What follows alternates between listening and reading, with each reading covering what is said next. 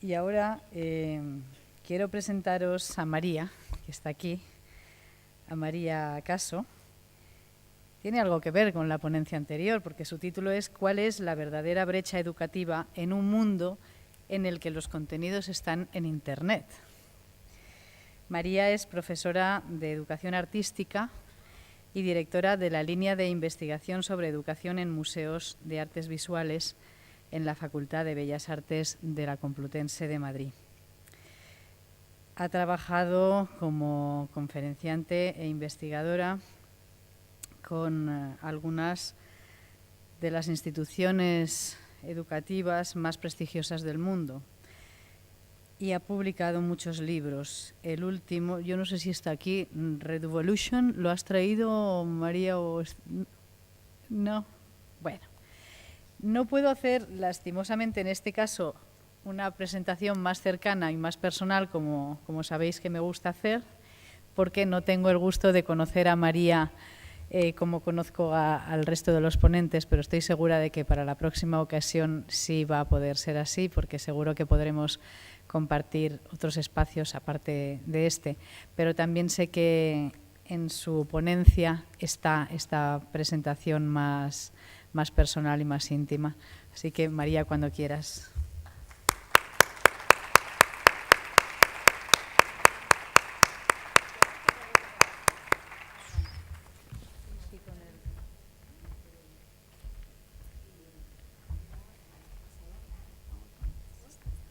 ¿Y desde allí llegará?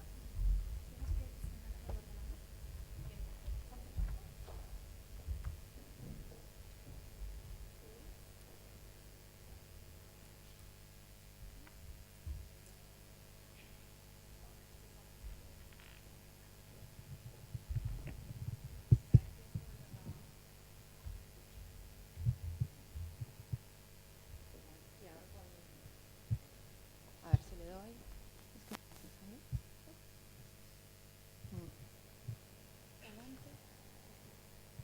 ¿Dónde?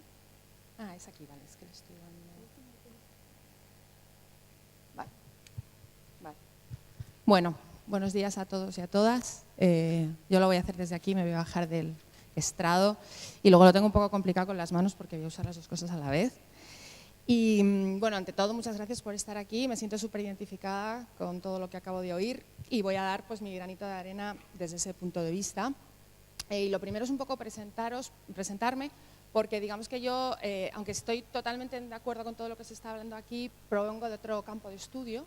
Yo soy profesora en la Facultad de Bellas Artes de la Universidad Complutense de Madrid y me parece importante señalar que soy de Bellas Artes porque creo que es una forma de adentrarse en la pedagogía desde fuera, lo cual creo que es fantástico. En estos momentos casi todas las cosas que estoy descubriendo interesantes sobre educación no vienen de pedagogos. Vienen de personas que están haciendo yoga, vienen de personas que estamos en artes, vienen de estudios de diseño, vienen de arquitectos. Y es una de las cosas que creo que es importante, por lo menos reflexionar sobre ella, qué está pasando en las escuelas de magisterio, en los lugares donde digamos que la pedagogía es el eje central, que no están pensando qué tenemos que hacer en educación. Y es siempre desde fuera, desde lugares ajenos, donde se está repensando la educación, ¿no? Entonces, sí, ¿más? ¿Así? Vale. Bueno, pues entonces creo que este es un tema súper importante y por eso os enseño mi foto. Yo soy la que estoy debajo de la gorra de pájaro. Este es el sistema de evaluación que creé con mis alumnos el año pasado, un EvaluParty, en el que deshacimos el terror del examen y lo convertimos en una fiesta y hicimos una serie de entrevistas performativas donde los alumnos trajeron cosas para volverlas más narrativas, entre ellas pues diferentes sombreros y por ejemplo pues yo me puse lo de la careta de pájaro. Esta siempre empiezo contando quién soy con esta imagen para que veáis que todo lo que yo os voy a contar en esta sesión que vamos a tener ahora, yo lo hago en clase. O sea, no soy la típica ponente que recomiendo hacer cosas y luego no las hago porque me parecería una injusticia absoluta, ¿no? Bueno, voy a ver si consigo… sí. Aparte de mi trabajo en la Universidad Complutense, trabajo como coordinadora de la Escuela de Educación Disruptiva de Fundación Telefónica. Fijaros también otra cosa muy interesante, los procesos de innovación de la formación del profesorado que se están teniendo lugar ahora mismo en España y en otros muchos lugares, están teniendo lugar también desde instituciones que no son la universidad. están teniendo lugar en instituciones como, por ejemplo, los museos, ¿no? Como este espacio, que es el espacio Fundación Telefónica. Esta imagen la pongo porque quiero recalcar eso y también porque os animo a participar de esta experiencia, que es una por las cuales estoy invitada al Congreso. Es un proceso de formación del profesorado súper contemporáneo con temas súper interesantes, como por ejemplo el humor, que estoy totalmente de acuerdo con mi predecesor en que el humor es absolutamente importante en el aprendizaje. Y el año pasado hicimos una sesión en la que invitamos a Joaquín Reyes a hablar de pedagogía. Me imagino que muchos de vosotros y vosotras sabréis quién es Jesús Reyes, es un gran cómico, y con él estuvimos trabajando temas tan importantes como el extrañamiento o la sorpresa en educación, ¿no? Esta es una sola de las sesiones, hay otras muchas más, son 6 sesiones, una cada sábado, en enero empezamos con las siguientes, y os lo comento tanto por si os queréis apuntar a las presenciales siguientes, como si queréis ver todas las que hemos hecho el año pasado, porque están todas a vuestra disposición en la red, si os metéis en la web de Fundación Telefónica. Y también me parece muy interesante, en estos momentos que se habla tanto de la emprendeduría, contaros que he montado una empresa con mis estudiantes de doctorado. Esto es muy, muy interesante, porque resulta que son una serie de profesionales de la educación brillantísimos que acaban de terminar de leer sus tesis y no encuentran trabajo. Entonces, en vez de demorarse y hacer oposiciones y deprimirse, lo que hemos hecho ha sido juntarnos y crear Pedagogías Invisibles, que es un colectivo sobre arte y educación, sobre educación disruptiva. En estos momentos, como ya llevamos 5 años de andadura, estamos haciendo proyectos muy interesantes, por ejemplo, en Matadero, Madrid. Acabamos de sacar un proyecto que a mí me parece fantástico, que se llama Levadura, que es para escuelas de primaria, trabajando la metodología de trabajo por proyectos en educación artística. Y bueno, os comento Pedagogías Invisibles para también que sepáis lo que es, tiene una web maravillosa, pero también para que sirva de ejemplo de optimismo, ¿no? de personas que nos unimos para luchar por lo que queremos y que no estamos esperando que el futuro se nos solucione con una nómina.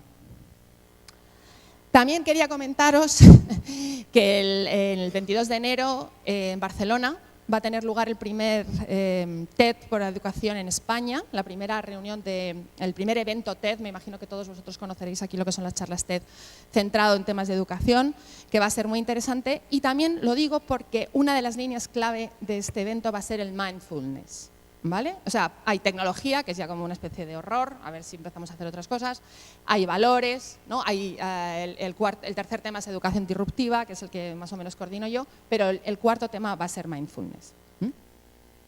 Bueno, y además de todas esas cosas, pues como ha dicho Carmen, soy escritora, he escrito diferentes libros, y el que un poco me trae aquí es este que se llama Reduvolution, Making the Education Revolution, o Hagamos la revolución en la educación. Es un libro del que básicamente voy a hablar ahora, voy a contaros cuáles son los contenidos básicos, pero vamos, estoy muy feliz y muy contenta porque es un libro que ha tenido, ya vamos por la 4ª edición, y creo que el libro en sí representa estas ganas tan grandes que tenemos todos los profesionales de la educación por cambiarla. Es un libro que representa el cambio de paradigma. Y el éxito no me lo atribuyo a mí, sino que me lo atribuyo a los profesores que están realmente como dando ya ese empujón, están tirándose a la piscina del cambio. Soy súper tecnológica y creo que es muy importante estar en las redes sociales, tener Twitter, tener Facebook. Este es mi blog, donde comparto prácticamente cada 15 días, un post diferente, temas de educación artística y temas de educación disruptiva. Y creo que es muy importante que usemos la tecnología, sobre todo para visibilizarnos, ¿no? Es la fórmula que tenemos los profesores de agruparnos, aquellos que estamos en los márgenes, de encontrarnos unos a otros y de ser capaz de llevar el cambio a la práctica. Y también soy madre. Mis hijas no me han acompañado aquí, me hubiera encantado, pero es algo que también siempre demando en todas mis presentaciones, ¿no? No solamente soy una gran profesional, entre comillas, en la universidad o en la Escuela de Educación Disruptiva, sino que intento serlo como madre. Aprendo muchísimo de mis estudiantes, de mis hijas, ¿no? Y bueno, pues mi proceso, lo que me ha llevado aquí sería inentendible sin el aporte que han producido ellas. Fundamentalmente, toda mi actividad gira en torno a esta foto que tenéis aquí. Es una foto que me provoca mucha preocupación, ¿vale? Es una foto que cuando puse un día en Google educación es lo que salió. ¿Por qué pensáis que estoy preocupada por esta foto? ¿A vosotros os preocupa? ¿Sí? ¿Qué es lo que veis ahí? ¿Qué 3 conceptos podríamos sacar de esa foto que estén enlazados con algún tipo de preocupación? La organización del espacio, clave. Más.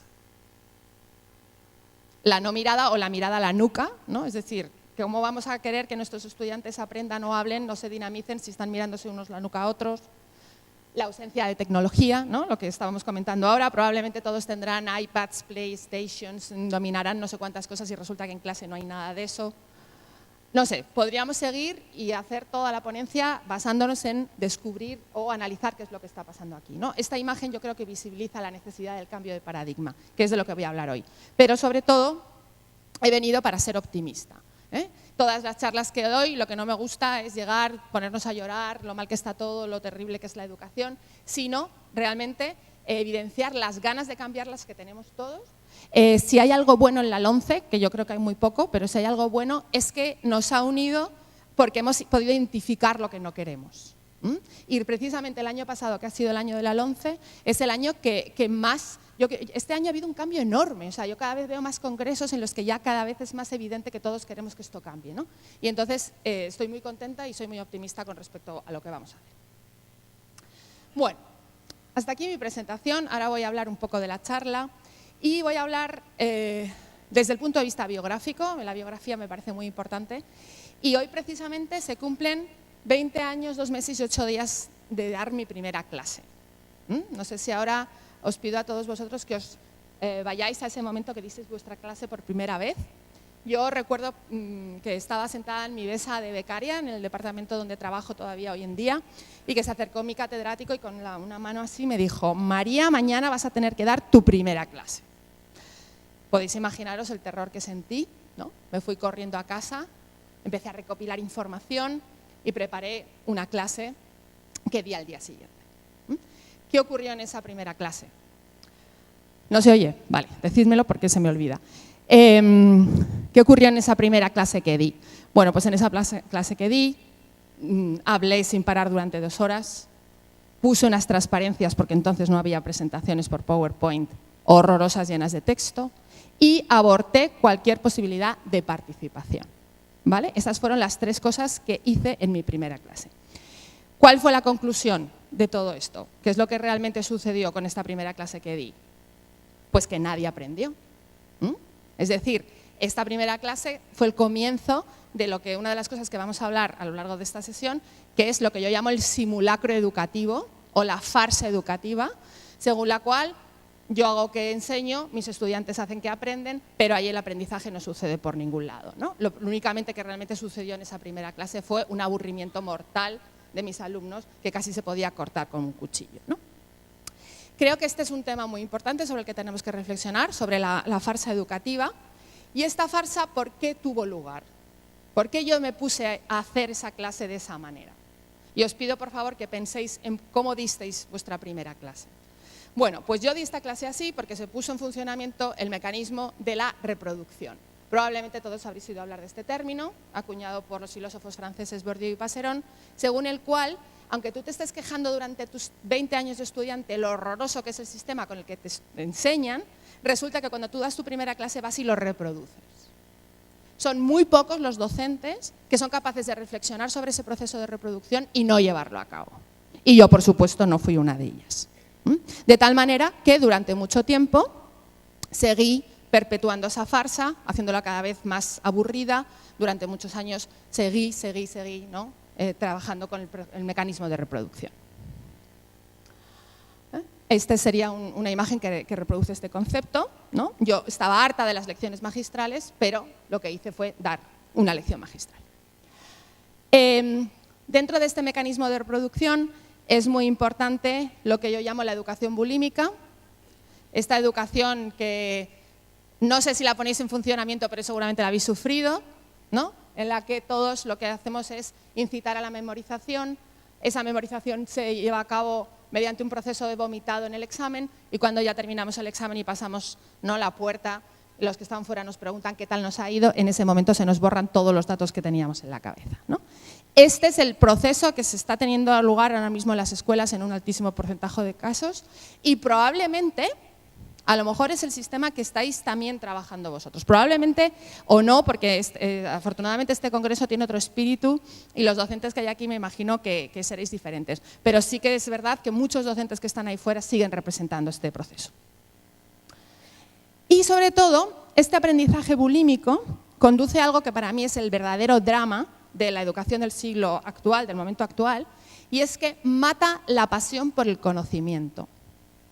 La pasión por el conocimiento es una cosa innata que tenemos todos los seres humanos. Los niños cuando vamos al colegio por primera vez estamos ansiosos todos de aprender y es verdaderamente dramático y paradójico que las instituciones que hemos creado para fomentar el conocimiento y para crear el conocimiento sean en estos momentos las que lo están cercenando, las que lo están matando. Entonces, esta muerte de la pasión por el conocimiento producido por toda esa educación bulímica creo que es el gran drama de la educación y es para lo que estamos aquí, ¿no? Para cambiar.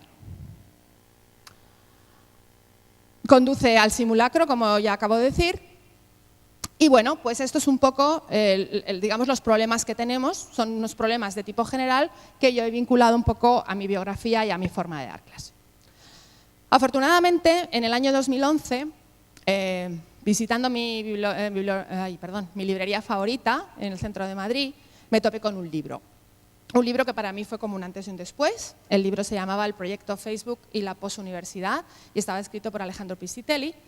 Y bueno, pues yo cogí ese libro, lo abrí y de repente como una frase, ¿no?, salió del libro y me impactó y esa frase me dio un poco la clave de qué es lo que estaba pasando, ¿no? Este es Alejandro y la frase es esta. La frase que yo leí en ese libro y que cambió mi forma de dar clase era: las energías no deben estar puestas solo en lo que vamos a transmitir, sino en la arquitectura de su transmisión. ¿Vale? Esta idea para mí es clave. Es una de las cosas que vengo un poco a compartir con vosotras y vosotros. ¿Por qué mis clases eran una farsa y nadie aprendía? Porque estaba absolutamente obsesionada con el contenido y había dejado de pensar en el formato. Estaba obsesionada con el qué y no me parecía importante el cómo. Y esta es una de las cosas que creo que son sobre las que tenemos que recapacitar, ¿no?, sobre las que tenemos que pensar. En el momento actual, ¿dónde está el qué? Cuando tenemos que buscar cualquier contenido, ¿a dónde nos vamos? Contestadme, por favor. A Google, ¿no? No es una pregunta retórica. Por lo tanto, creo que en estos momentos lo que tenemos que representar como docentes o repensar no es tanto dónde está el qué, la importancia del qué, sino cómo vamos a transmitir esos contenidos, ¿no? Yo el otro día tuve un ejercicio con mi hija, tenía que hacer un proyecto sobre la lagartija y en 2 horas que trabajamos sobre el proyecto de la lagartija nos dedicamos 1 hora y media en buscar el contenido de la lagartija en Internet y en curar ese contenido, entendiendo cómo curar o comisoriar, seleccionar qué contenido de la lagartija íbamos a elegir. Luego la media hora restante la utilizamos para trabajar sobre la lagartija y hacer la redacción. Pero que pasásemos 1 hora y media seleccionando la información de la lagartija, ¿no?, es un poco lo que vamos a tener que hacer en esos momentos en el que vamos a tener que enseñar a nuestros alumnos a seleccionar críticamente el contenido en Internet, ¿no? Esta va a ser una de las claves del siglo XXI. Entonces, aquí este libro y todo esto que leí me dio la clave para entenderme a mí misma, ya no tanto como una docente transmisora, sino como una arquitecta de experiencias. Para mí esta es como una idea muy importante que me gustaría compartir con vosotras, ¿no? Esto es lo que, digamos, que sería el cómo. Ya en mis clases no me importa tanto el contenido, por supuesto que contenido hay, pero sino cómo transmito el contenido, qué hago con el contenido en clase. Aparte de transmisor, o sea, esta metáfora del arquitecto de experiencias, me gusta también entenderme como una maga del clima. Realmente en clase lo que hacemos es crear un clima, que puede ser frío, que puede ser cálido, en el que nosotras somos capaces de manejar diferentes ingredientes, y aquí añado otra tercera metáfora que sería la de la profesora o el profesor como cocinero, y con esos ingredientes tú creas una situación o creas otra, ¿no? ¿Cuál podrían ser esos ingredientes? Pues por ejemplo, ¿dejo el mobiliario como está o lo cambio? Por ejemplo, ¿dejo participar a mis estudiantes o no les dejo participar? Con muchísimos niveles de participación. O por ejemplo, ¿llevo a clase un bizcocho y un té y lo comparto con mis estudiantes? ¿O no llevo el bizcocho? El bizcocho puede ser una bomba de relojería. Llevar un bizcocho a clase y compartir con tus compañeros, sobre todo en la universidad, la comida es algo que cambia la experiencia por completo. ¿Vale? Entonces, bueno, pues aquí, en esta idea, me di cuenta de que tenía que cambiar profundamente mi docencia, de que tenía que hacer algo completamente diferente, que la brecha no era tanto la brecha de los contenidos o la brecha tecnológica, sino la brecha metodológica, ¿no? El problema que yo tenía era la brecha metodológica. Y entonces me di cuenta que tenía que cambiar y hacer algo completamente diferente. Esto me llevó a pedir dinero para hacer un proyecto de investigación. Y este proyecto de investigación, digamos que los resultados se condensan en el libro que os he hablado antes, que lo que habla es de 5 microrevoluciones, ¿vale? A mí me gusta muchísimo el término microrevolución, porque creo que condensa en sí mismo esta idea de cómo podemos cambiar las cosas poco a poco, ¿no? Cuando hablamos de la revolución en general puede que nos dé mucho miedo, puede que nos parezca inabarcable, pero realmente las microrevoluciones es algo que podemos llevar a cabo todos y todas todos los días. Entonces, un poco lo que he venido aquí a compartir con vosotras es cuáles son estas 5 microrevoluciones que yo puse en funcionamiento para cambiar mi docencia. Entonces, la primera es una microrevolución que tiene que ver con el inconsciente. Es una microrevolución que tiene que ver con un prejuicio que yo tenía. Y es que yo pensaba firmemente que lo que yo enseñaba era lo que mis estudiantes aprendían. Y resulta que me di cuenta de que eso no es así. ¿Cómo me di cuenta de esto? Pues mediante una anécdota, como casi todas las cosas. Un día me fui con un grupo de amigos al cine, vimos una peli y en el momento después de ver la película, cada uno parecía que había visto una película diferente. ¿Os ha pasado eso alguna vez? ¿Os ha pasado con una novela? ¿Os ha pasado con una sinfonía? ¿Os ha pasado con una tortilla de patata que a uno le encanta y a otro le parece asquerosa? Bueno, pues si eso ocurría en el cine, ¿cómo podía yo seguir pensando que lo que yo enseñaba a mis estudiantes era lo que ellos aprendían? ¿Vale? Esto es prácticamente inadmisible. De tal manera, bueno, aquí tenemos el cine, la película era Pretty Woman, que sobre este primer concepto, digamos, que he desarrollado un mantra, una idea que me repito a mí misma cuando voy a dar clase, que es esta de aquí. Y es que lo que los profesores enseñamos no es lo que los estudiantes aprenden. ¿Vale? Esta es como la primera microrevolución, es muy abstracta, pero al mismo tiempo es muy potente y es muy real. Y cuando tú realmente aceptas que el acto de que alguien aprenda tiene que ver con esto, o sea, cuando tú aceptas que lo que tú enseñas no es lo que aprenden, pero que así es la única forma de que tengan de aprender, estás realizando un cambio enorme en tu forma de dar clase. Esto tiene que ver con que hay una gran diferencia entre información y conocimiento, y que el conocimiento solamente se teje cuando tú participas individualmente de él, y tiene que ver con esta imagen maravillosa que yo creo que es lo que ocurre en todas las clases y que está ocurriendo aquí ahora mismo. Es decir, yo estoy hablando a todos por igual, pero cada uno de vosotros por vuestra individualidad vais a generar un tipo de conocimiento diferente. Y esta es la primera microrevolución. La segunda microrevolución tiene que ver con el poder, que hemos estado hablando antes del poder en las redes, y también el poder, por supuesto, que está en el mundo real. Tiene que ver con que había otro prejuicio que yo tenía, otra idea que yo estaba todo el tiempo poniendo en funcionamiento en mis clases, y es que el poder lo había asumido como algo mío. No era algo que quería compartir con mis estudiantes. Mis estudiantes estaban amordazados en clase. Pero resulta que también tuve una especie como de revelación pensando en algo que ocurría en mis clases cuando yo iba al colegio. Yo tuve la suerte de ir al colegio estudio, ¿no? Heredero de la Institución Libre de Enseñanza, y recuerdo perfectamente un profesor que era maravilloso, que era estupendo, que era súper amigo nuestro, que nos trataba fenomenal, hasta que cerraba la puerta de clase. Y cuando cerraba la puerta de clase se convertía justo en lo contrario de lo que ocurría afuera, ¿no? Dr. Jekyll, Mr. Hyde, ¿os suena esto? Esto tiene que ver con los usos del poder en el aula, tiene que ver con la democracia y tiene que ver con el segundo mantra. Y el segundo mantra dice que no solo hay que parecer democráticos, sino que hay que serlo. Yo estoy convencida de que todos los que estamos aquí, si nos ponen a hablar y a decir si somos democráticos o no, todos vamos a decir que sí, que somos súper democráticos, y todos también cuando llegamos a nuestras aulas y cerramos la puerta nos convertimos en personas profundamente antidemocráticas. Por lo tanto, este es uno de los deberes que tenemos que cumplir en el siglo XXI, repensar esos roles, ver cómo funcionamos en clase, y a mí me gusta mucho trabajar la idea de comunidad de aprendizaje. En el siglo XXI tenemos que legitimar el conocimiento de los estudiantes. No solamente el conocimiento tecnológico, que nos dan mil vueltas, otros muchos conocimientos que los estudiantes tienen son tan válidos como los conocimientos del profesor. Y tenemos que abolir esa bipolaridad estudiante-profesor y tenemos que empezar a trabajar la idea de comunidad de aprendizaje. Y esta idea de comunidad de aprendizaje también se enlaza con otro concepto que me gusta mucho, siento por todos los anglicismos que uso, pero en castellano sería educación a la inversa y no significa lo mismo que reverse mentoring, que es cuando los profesores aprendemos de nuestros estudiantes. Yo no sé vosotras, pero yo estoy aquí porque lo que me gusta es aprender y doy clases porque lo que me gusta es aprender de mis estudiantes, ¿no? Y poner esto encima de la mesa creo que es una de las cosas que tenemos que hacer en la educación del siglo XXI. El punto número 3 tiene que ver con el cuerpo. La microrevolución número 3 tiene que ver con el cuerpo. Con muchas de las cosas que se están hablando en este congreso, con abrazarse, con besarse, con los sentimientos, con la diferencia entre lo tecnológico y lo real.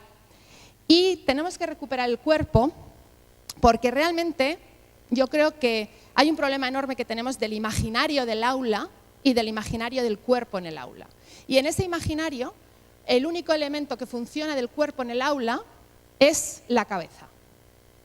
¿Vale? Entonces yo durante mucho tiempo mi docencia estaba dirigida hacia la cabeza, hacia la parte intelectual.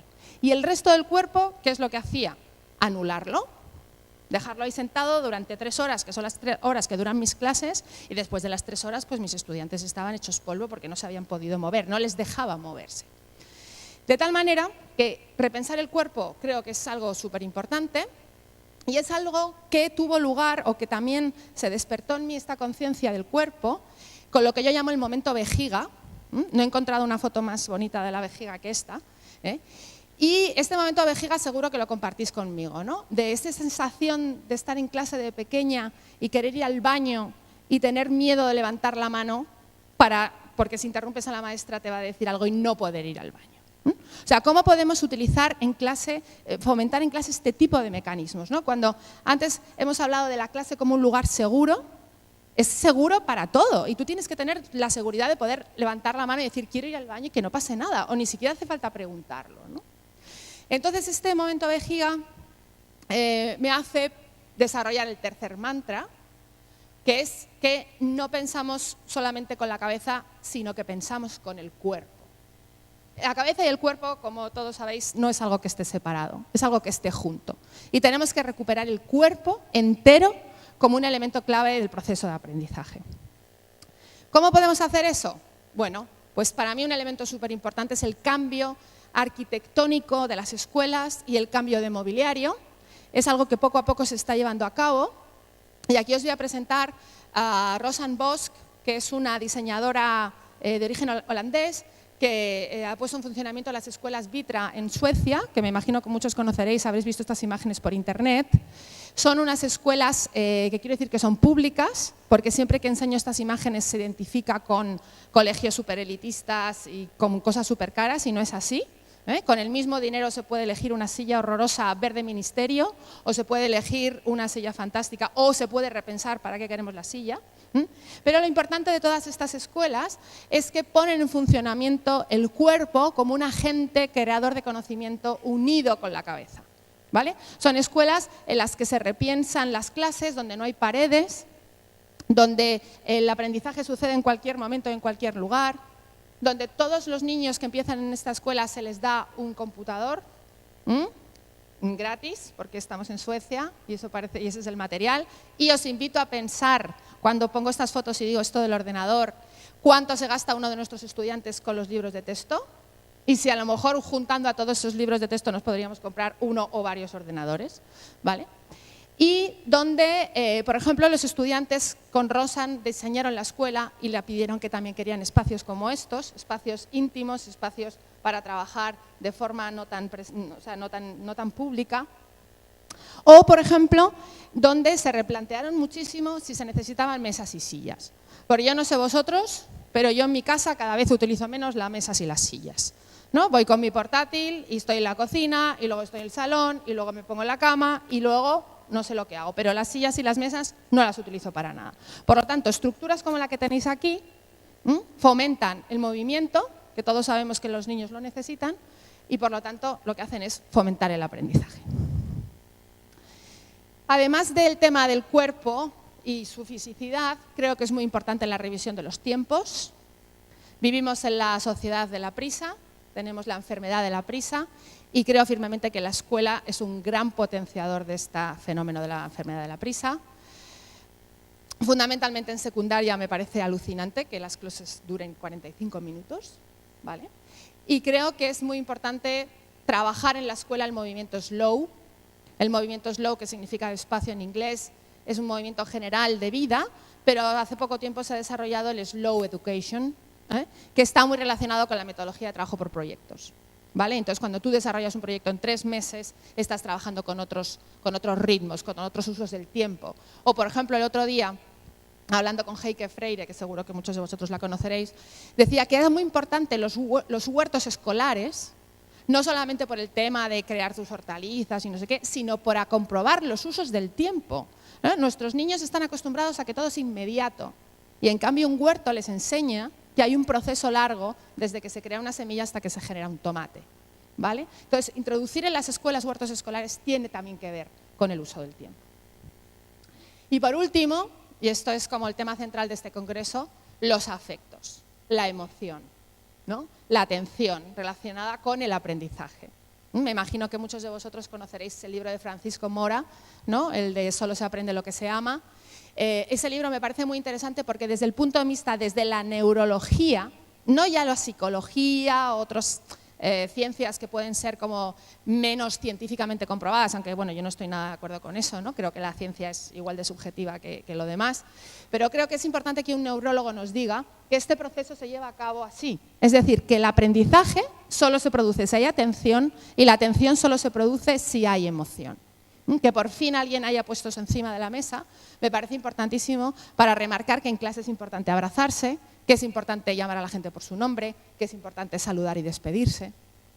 Todo eso hace que el aprendizaje suceda y el miedo tenemos muy claro que hace lo contrario. ¿Cuál podría ser la microrevolución número 4? La que tiene que ver con la experiencia.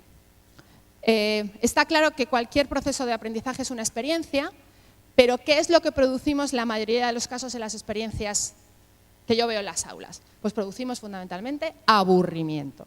El aburrimiento es el elemento común de la experiencia en la educación.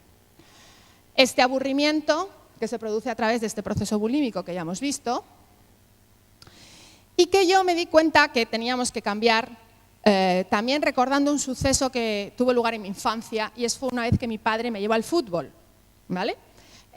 Yo recuerdo perfectamente ese día, me acuerdo que lo que ocurría en el campo de fútbol me importaba 3 pimientos y yo estaba absolutamente fascinada por lo que ocurría a mi alrededor, porque la gente estaba viviendo una experiencia catártica de euforia permanente, ¿no? Donde la gente estaba comiendo, estaba saltando, estaba gritando, se besaban, lloraban, y a mí aquello me fascinó.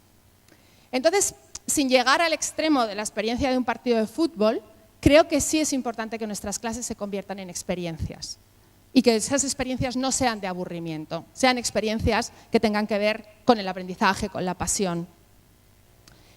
Por lo tanto, el mantra en este 4º punto sería: no quiero malgastar mi tiempo en estudiar porque lo que quiero es aprender.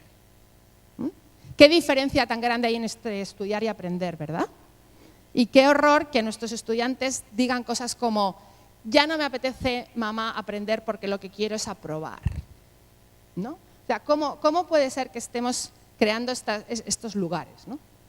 Entonces, un poco, para pasar de la experiencia aburrida a la experiencia empoderadora de conocimiento, pues hay como una serie de elementos clave. Por ejemplo, para mí es un elemento clave pasar de lo descriptivo a lo narrativo. Si yo os pregunto ahora mismo a todos vosotros, ¿qué preferís ahora?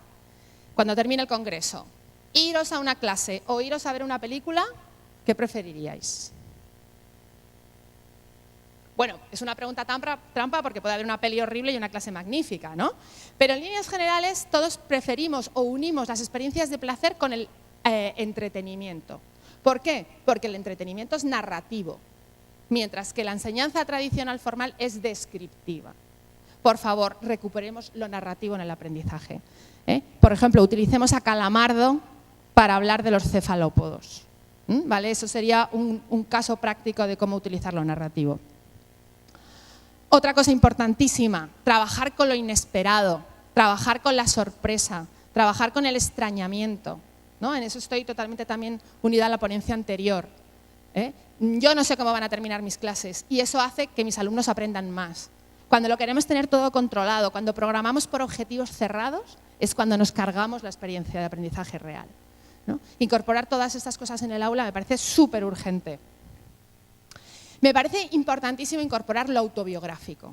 ¿Por qué el conocimiento autográfico se borra de las aulas? Y nadie sabe lo que hace nadie se sabe, en la universidad, ni los nombres, ¿no? Aquí tenéis un ejercicio interesantísimo de Iván de cuarto de la ESO, que se llama Sitios en los que he hecho el amor. Aquí tenéis 4 de esos sitios, pero aquí tenéis otros 4 más. Fue un ejercicio de la clase de plástica en la que la profesora les dijo que tenían que hacer un reportaje fotográfico y a Iván se le ocurrió esto. Sobre todo este sitio de aquí de la izquierda abajo me parece bastante incómodo, ¿no? Pero este ejercicio lo pongo como ejemplo del autobiográfico porque permitió que se hiciese un debate enorme en el aula sobre otro tema que me parece importantísimo y que no se toca nunca, que es todo lo que tiene que ver con lo afectivo sexual, ¿vale? Hablando de cibersexo, creo que es algo muy importante poner encima de la mesa que el aprendizaje sexual de nuestros adolescentes es el porno mainstream. Y es el porno mainstream porque en la escuela no se toca el tema de la educación afectiva sexual, ¿vale? Entonces, este ejercicio hizo que eso se introdujese en el aula, hizo que eso se hablase, cosa que no había ocurrido nunca, y hizo que eso se debatiese y apareciese el aprendizaje sobre ese tema. Entonces, lo biográfico puede introducir en el aula cosas que no se pueden introducir de otra forma, ¿vale? También me parece súper urgente y súper necesario recuperar el lenguaje audiovisual en el aula, porque vivimos en un mundo absolutamente lleno de imágenes, pero dentro de un aula solo tenemos información oral y textual. Y para que comprobemos aquí ahora mismo lo importante que es la imagen en nuestra sociedad, os voy a preguntar si sabéis el nombre de esta familia. ¿Hay alguien que no la conozca? Bien. ¿Sabéis el nombre de la hija mayor? ¿Sabéis el nombre del hijo pequeño? ¿Os sabéis el nombre de las hermanas de la madre? Patty y Selma, o sea, es que es increíble. ¿Y sabéis el nombre del director del colegio, que es muy gracioso?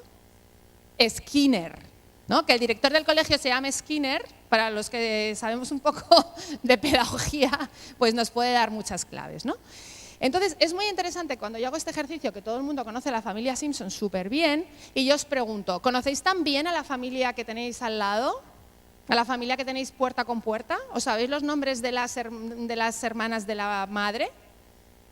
Sí. Pues enhorabuena, porque la mayoría de la gente me dice que no, ¿vale? Entonces, este es un ejercicio que yo siempre pongo en funcionamiento para que nos demos cuenta de que las imágenes no son unas cosas frívolas que hay ahí fuera.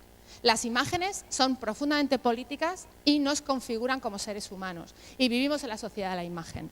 Por lo tanto, las imágenes tenemos que incorporarlas en el aula. Los profesores que no trabajemos con imágenes nos vamos a quedar fuera, vamos a estar obsoletos, ¿no? ¿Qué tipo de imágenes hay que utilizar en el aula? Pues las imágenes que consumen nuestros estudiantes, que hemos consumido nosotros y nosotras, y que nos han configurado como personas. Porque recordemos que Disney no es solo entretenimiento. Disney es una pedagogía. Una pedagogía con unos valores de clase, de raza y de género muy específicos, que no vamos a empezar a analizar aquí porque si no, no terminaríamos nunca. Pero cuando antes hemos estado hablando de las relaciones de la chica con Johnny, ¿no? Y hemos estado hablando de las relaciones de amor, fijaros que todos nuestros adolescentes siguen valorando por encima de todo el amor romántico como el único modelo de amor. Y esto es algo terrible, porque todos sabemos las consecuencias del amor romántico, y sabemos que las consecuencias del amor romántico son estas, ¿no? Esta es una de mis artistas favoritas, se llama Dina Goldstein. Dina Goldstein tiene una serie maravillosa que se llama Fallen Princess, en la cual lo que hace es representar a las princesas Disney 10 años después del matrimonio con el príncipe. ¿Vale? En Blancanieves, pues podéis verla aquí, la pobre Blancanieves con 4 niños, el príncipe viendo las carreras de caballos, el palacio sin arreglar. ¿Os recuerda algo? Entonces, este uso de las imágenes me parece muy importante. Esto sería lo que nos aporta el arte contemporáneo, que casi siempre es una visión crítica sobre los temas, ¿no?, frente a lo que yo llamo las macronarrativas visuales, que son las imágenes que nos inundan y que, bueno, también hay que llevarlas a clase para analizarlas, ¿no? Y aquí tenemos un muy buen ejemplo del amor romántico, que es un tema que sinceramente creo que debería estar en el currículum, porque me parece muy importante las matemáticas y la historia y la lengua, pero el amor, cómo abordamos el amor, cómo son nuestras experiencias de amor desde que somos pequeños hasta que somos adultos, la idea de la pareja monógama heterosexual como único modelo de amor me parece algo muy importante de abordar, ¿no? Porque todos sabemos aquí que hay otras muchas formas de amar y esa no es la única, ¿no? Porque todas las películas, todas las series, toda la música que oímos nos conducen a esta idea del amor romántico, que además es para toda la vida. Y ya me gustaría saber de los que estamos aquí cuántos hemos mantenido una relación más de 10 años, ¿no? Bueno, estos son temas muy importantes y están relacionados con otra de las competencias que creo que es básica, que es el pensamiento crítico visual. Si somos capaces de recomendar a nuestros estudiantes a reflexionar sobre las imágenes, a lo mejor ponen en duda el amor romántico. Pero si no les hacemos esta pregunta, pues seguirán consolidando los roles de los que estamos hablando. Creo que también es muy importante olvidar la memorización, empezar a aprender haciendo, ¿no? Esto es ya una idea más extendida, todo el tema de metodología de trabajo por proyectos. También me parece muy urgente utilizar en clase lo vivencial y huir de lo contemplativo, huir de lo que es tomar apuntes sentados en una silla, incorporar el cuerpo. Esta, por ejemplo, es una de mis clases en lo que hacemos en el aula, que tengo unas aulas terribles, pero a pesar de eso no me rindo y las transformo, es jugar un partido de de voleibol, como una metáfora entre la oposición entre artistas y educadores, ¿no? Creo que ese concepto de esa oposición se evidencia mucho mejor jugando un partido de voleibol que si yo estoy dando una chapa de 3 horas y ellos están tomando apuntes, ¿no? Esta es la idea de cambiar lo contemplativo por lo vivencial y es algo que, por ejemplo, ocurre sistemáticamente en los campamentos de verano. ¿Por qué no recuperamos todas las dinámicas de lo no formal y nos los llevamos a lo formal si vemos que lo no formal funciona, ¿no? Y también me parece muy, muy importante romper la idea del aula como isla y transformarla en un nodo. Creo que otro de los problemas que tenemos es que las aulas están súper cerradas al exterior, no tienen ninguna conexión con lo que está ocurriendo en el exterior y esto hay que romperlo sí o sí. Este proyecto que, por ejemplo, tenéis aquí es un proyecto maravilloso que se llama Physics on the Go, es un proyecto de física, en el cual el profesor y los estudiantes se descargan una serie de apps en sus teléfonos móviles para medir energías. Durante varios meses se están midiendo energías en diferentes sitios y el proyecto culmina con la visita al parque de atracciones y la medición de energías en la subida y bajada de todas las atracciones, ¿vale? Podéis imaginar la cantidad de aprendizaje que genera esta salida a otro contexto, la utilización de la tecnología, el trabajo por proyectos, la utilización de lo visual, etcétera, etcétera, etcétera. Entonces creo que estos proyectos, este tipo de proyectos que convierten la clase en un nodo conectado con la realidad y si encima hay aprendizaje, servicio mejor, pues es un poco el tipo de educación con la que tenemos que trabajar. Y por fin llegamos, que aquí está mal puesto, a la quinta microrevolución, que es la que tiene que ver con la evaluación. Porque claro, podemos hacer lo anterior, pero si resulta que cogemos y ponemos un examen, pues nos cargamos todo lo que hemos conseguido antes, ¿no? Entonces, este tema de los exámenes y del control y del miedo y del terror, creo que es una de las cosas que yo más en funcionamiento ponía. ¿Cómo podía ser que yo hubiese estado quejándome toda mi adolescencia y mi infancia de los exámenes y como profesora voy y hago lo mismo? Y entonces aquí mi amiga Clara me dio como la luz, ¿no?, en la cabeza. Porque Clara es una amiga mía que tiene un sueño recurrente, de estos sueños que tenemos todos, y el sueño recurrente de Clara es que se muere y no puede llegar a un examen. Y tiene más miedo de no llegar al examen que de morirse, ¿no? Entonces, esto me parece súper dramático y seguro que todos tenemos algún sueño, alguna pesadilla más bien relacionada con este tema, ¿no? Entonces, me parece súper urgente cambiar la evaluación y desarrollar este mantra que dice que tenemos que pasar de una educación centrada en la evaluación a una educación centrada en el aprendizaje. Es una frase muy sencilla de decir, muy difícil de hacer. Pero la realidad es que nuestro sistema educativo no está centrado en el aprendizaje, está centrado en la evaluación. Y de ahí se desarrollan miles de problemas, prácticamente todos los problemas. ¿Qué es lo que podemos hacer? Pues primero yo creo que es muy importante descentrar la evaluación del centro del proceso. Yo recuerdo profesores, muchos a lo largo de mi vida como estudiante, que llegaban y el primer día de clase, antes casi que de presentarse, decían: el examen va a ser el día tal, va a entrar esto. Si tú el primer momento dices eso, estás poniendo la evaluación en el centro, ¿vale? Hay otras fórmulas de evaluar. Yo tengo que evaluar, tengo que dar un número a mis estudiantes, pero nunca les digo el sistema el primer día de clase porque no lo sé, entre otras cosas porque lo decido con ellos, ¿vale? Pero lo que sí hago es no ponerlo en posición central. Esta es la EvaluParty que os comentaba al principio, y ese es el sistema que desarrollamos el año pasado. Este año ahora mismo estamos viendo un poco qué vamos a hacer.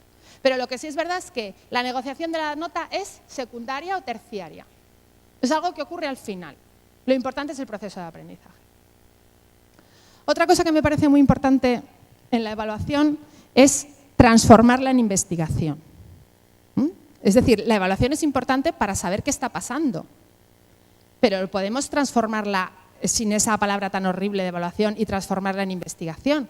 Yo, por ejemplo, hago cuadernos de bitácora de mi asignatura. Todos los días, cuando termino mi clase, apunto qué ha pasado. Y tengo un pulso bastante firme de lo que está ocurriendo. Pero eso no lo utilizo con un arma arrojadiza contra mis estudiantes. Entonces, las herramientas de investigación cualitativa, como los cuadernos de bitácora, como los grupos de discusión, como las entrevistas, me parecen que son cosas que tenemos que incorporar a nuestra docencia dentro del proceso de la evaluación. Y por último, hay una cosa que es ahora una línea de trabajo que tengo muy importante, que es la evaluación creativa. ¿Por qué tenemos que evaluar siempre mediante un número? O sea, ese número realmente lo que hace es representar el aprendizaje de nuestros estudiantes. Pero esa representación, ¿por qué siempre con un número? Esto es una herencia súper positivista y súper de la ciencia. Entonces, como yo trabajo en una facultad de Bellas Artes y mis alumnos son maravillosos, un año unos alumnos me dieron la clave para cambiar esto. Entonces ellos diseñaron un sistema de evaluación basado en Michael Jackson. Cuando Michael Jackson tenía la piel de su verdadero color, esa era la mejor puntuación.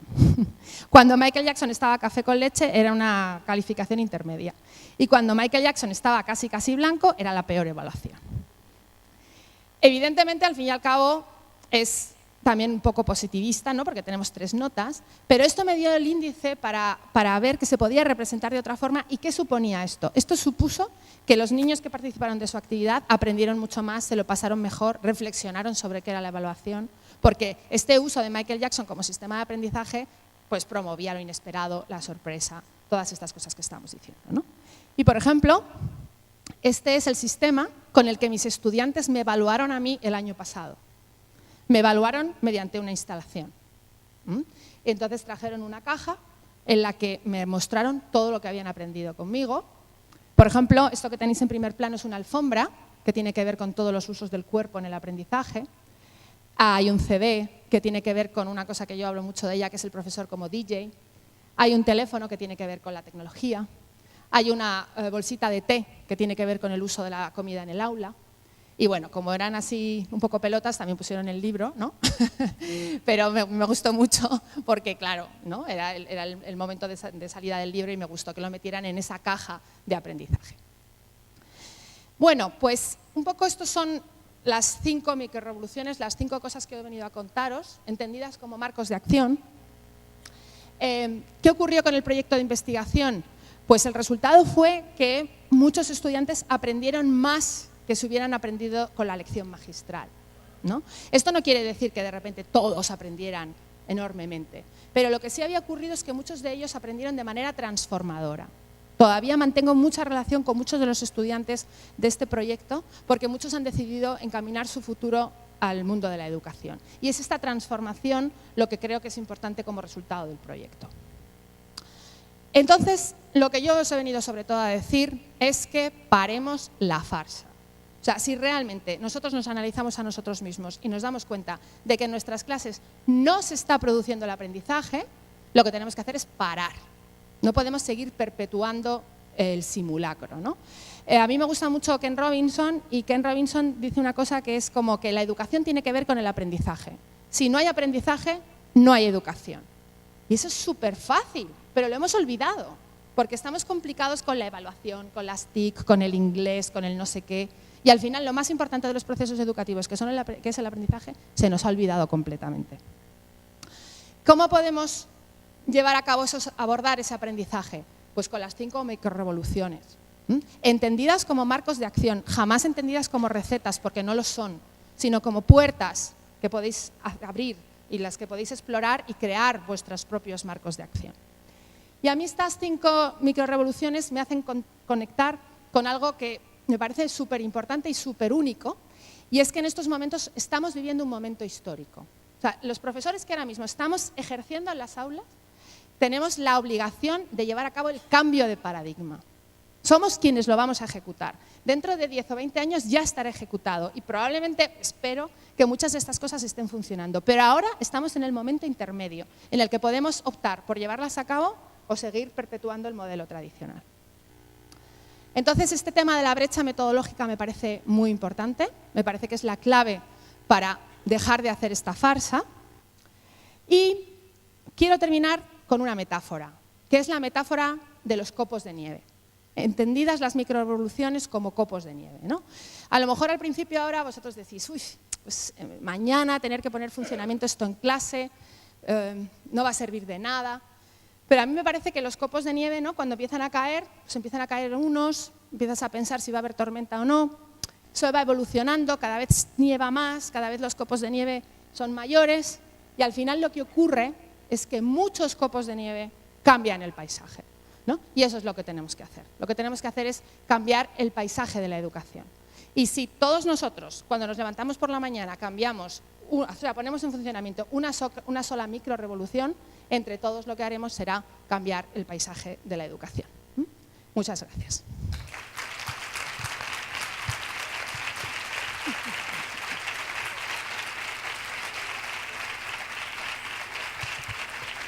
Esto es un regalo. Muchas gracias. Lo voy a abrir. Vale, pues déjame esto.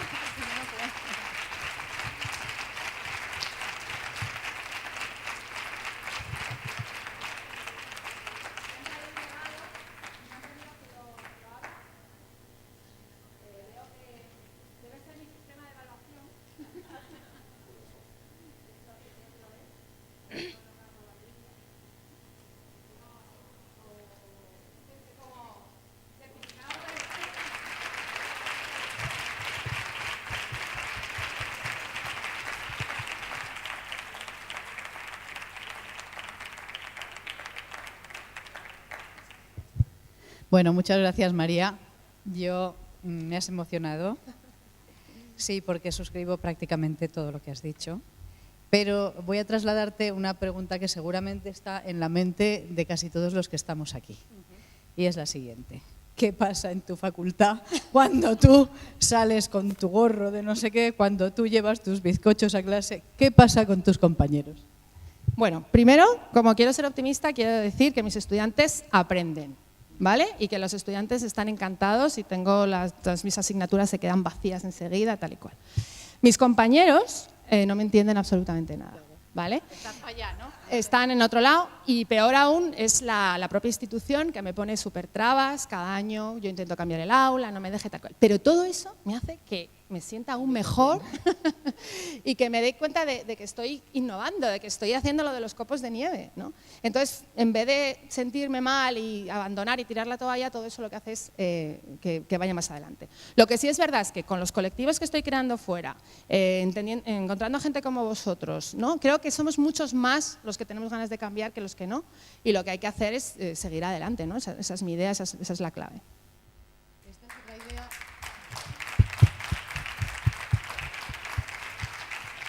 Es otra idea fundamental con la que quisiera que nos quedásemos, y en vez de hacerlo al final, me viene muy bien hacerlo ahora con María aquí. Somos muchos, mucho más de los que nos pensamos. Gracias a Dios, cada vez hay más gente que está por el cambio. El cambio no vendrá de arriba abajo, vendrá de abajo arriba. Si nosotros lo propulsamos, lo ponemos en marcha, cada vez es lo de la masa crítica, ¿no? O sea, cada vez va a haber más gente en los copos de nieve que va a facilitar y a impulsar ese cambio. Pero nos lo tenemos que creer y ciertamente vamos a tener que luchar, no me gusta mucho el término, pero bueno, contra las estructuras. Es cierto, yo tampoco puedo poner mi aula en U. Bueno, sí la pongo, pero luego vienen y dicen, luego vienen y dicen, no, es que esto no puede ser así, porque esto se mueve mucho, porque esto es no sé cuánto, no sé qué, pero ahora he decidido que voy a volver y voy a decir, bueno, para mis clases necesito un aula en U, y ya está. ¿Tú sabes lo que hago en mis clases? Las cambio todos los días. Todos los días las cambiamos y las volvemos a dejar, pero no nos resistimos a no cambiarlas, porque sabemos lo importante que es cambiarlas para aprender. Claro, pues a lo mejor eso es lo que voy a hacer. Me ha encantado lo de Disney, sí, ahora, me ha encantado porque yo estoy trabajando este año en clase, os lo recomiendo vivamente, no solamente para los chavales, sino para todos vosotros. La princesa que creía en los cuentos de hadas. ¿Lo has leído? No, bueno, pues más o menos lo que tú has dicho, y entonces lo leemos entre todos y, lógicamente, entre todos buscamos ese contenido profundo que es el importante. ¿Qué le pasa a la princesa? ¿Cuáles eran sus sueños? ¿Cuál es su realidad? ¿Y qué es lo que va a acabar haciendo después? Ahí lo dejamos, pero leedlo. La princesa que creía en los cuentos de hadas. Hay que cambiar también las lecturas y muchas otras cosas, todos, en fin, los modos de hacer. Y realmente lo que nos pasa es que estamos castrados. Sí, nuestra creatividad también como docentes está castrada porque no nos permitimos ni siquiera pensar, ni siquiera imaginar, ni siquiera crear, ni siquiera innovar, y nos lo hemos de permitir. Respecto a la evaluación, permitidme que es que no puedo por menos. Respecto a la evaluación, dice Juan Baello, que es uno de los grandes de la educación para nosotros, hemos hecho cursos con él y demás, y dice, la evaluación es una evaluación post-mortem. Totalmente, vamos, lo suscribo al 100%. Dice, es una evaluación post-mortem porque ya está todo hecho, que vas a salvar, ya ahí no hay nada que salvar, el chaval está condenado, entonces pues lo único que hay que hacer es eso, ponerle el 0, el 4, el 3, decidir, pero no hay nada más que hacer. Te agradezco muchísimo esta ponencia tan enriquecedora. Muchas gracias a vosotros. Sí. Puedes decir algo. Sí. Yo realmente estoy muy emocionado y quiero expresarte mi más sincero y profundo agradecimiento por compartir con nosotros esta experiencia, compartir tu vida. Y al mismo tiempo me ha llevado al siglo XVI, porque el problema central, tú lo has señalado, el problema es el poder. Voy a leerles una frase que siempre tengo cerca en mi corazón. Usted sabe mejor que nadie que en una república el talento es sospechoso. Un hombre puede acceder a las más altas funciones si su mediocridad no amenaza a ninguno de sus colegas. Es por eso que una democracia es gobernada no por los más competentes, sino por aquellos cuya insignificancia tranquiliza a los demás. ¿Sabe usted lo que corroe el corazón de una democracia? Los celos y el miedo. Los seres mezquinos que ya están ubicados se celan mutuamente. Y antes que ver a uno de ellos ganarse la consideración del pueblo, le impedirán tomar las medidas de las cuales puede depender la seguridad y la prosperidad del Estado. Y jamás están tranquilos, pues saben que quienes los rodean no retrocederán ante ninguna trampa ni mentira para suplantarlos. ¿Qué resulta? Que temen demasiado el fracaso para tener la voluntad del éxito. Dicen que los lobos no se comen entre ellos. El que inventó ese proverbio no vivió jamás en un gobierno democrático.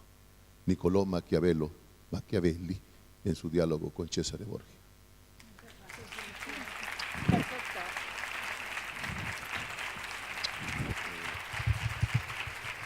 Le agradecemos muchísimo a Alfonso esta aportación. Como veis, los congresos de la excelencia tienen poco que ver con otros congresos y es precisamente porque pasan estas cosas, porque esto es lo más enriquecedor.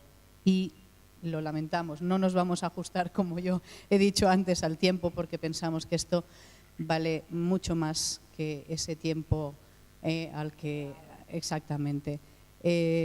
Los congresos de la excelencia van a ir modificando un poco su estructura y su modo de hacer. De hecho, está en nuestra cabeza y en nuestro corazón desde el inicio. Una de mis locuras, Javier está por ahí y las sufre, era hacer el primer congreso de la excelencia en Ibiza.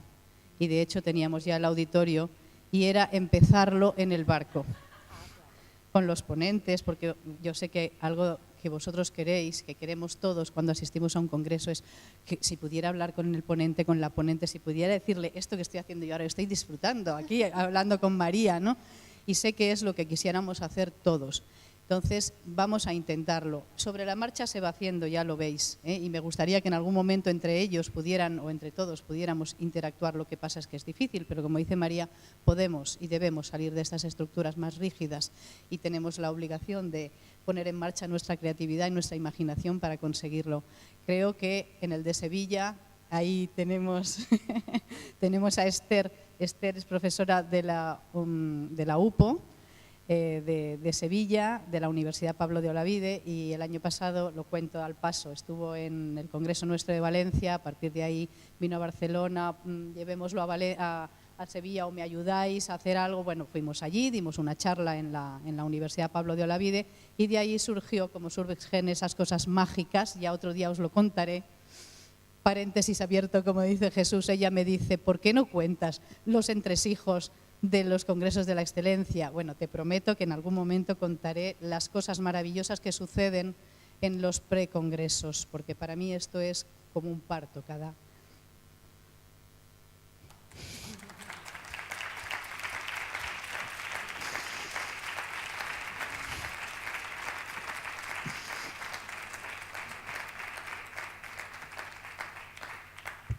Cada congreso es como un hijo. Y realmente hay cosas maravillosas que suceden antes de esos congresos. Sincronicidades, momentos duros, ponentes que te dicen 3 días antes no puedo ir, pero todo se acaba solucionando y eso en algún momento quizá os lo contaré. Entonces decía que el próximo está ya claro que va a ser en Sevilla, aquí está Esther, entonces vamos a tomar nota de todo esto para ver cómo montamos un congreso todavía más diferente. Este lo es, pero creo que lo vamos a conseguir que sea todavía más diferente. Gracias, María. Gracias a vosotros.